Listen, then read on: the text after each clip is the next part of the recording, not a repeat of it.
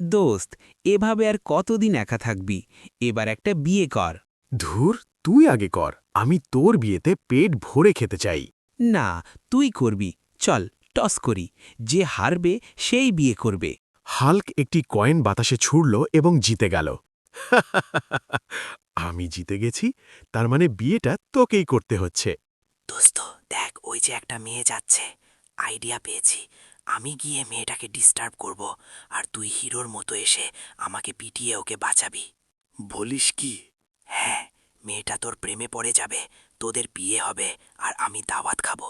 শুধু একটা অনুরোধ, হিরো সাজার চক্করে আমাকে আবার বেশি জোরে মারিস না বন্ধু।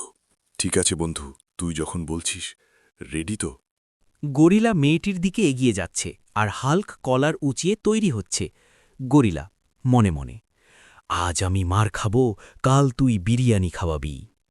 হাল্ক, কে রে তুই? মেয়েদেরকে বিরক্ত করছিস? আমি থাকতে কেউ কোনো মেয়েকে বিরক্ত করতে পারবে না। গরিলা মেয়েটির দিকে এগিয়ে যাচ্ছে, আর হাল্ক কলার উঁচিয়ে তৈরি হচ্ছে। গরিলা মনে মনে, আজ আমি মার খাবো, কাল তুই বিরিয়ানি খাওয়াবি। হাল্ক, কে রে তুই? মেয়েদেরকে বিরক্ত করছিস? আমি থাকতে কেউ কোনো মেয়েকে বিরক্ত করতে পারবে না। কে আপনি?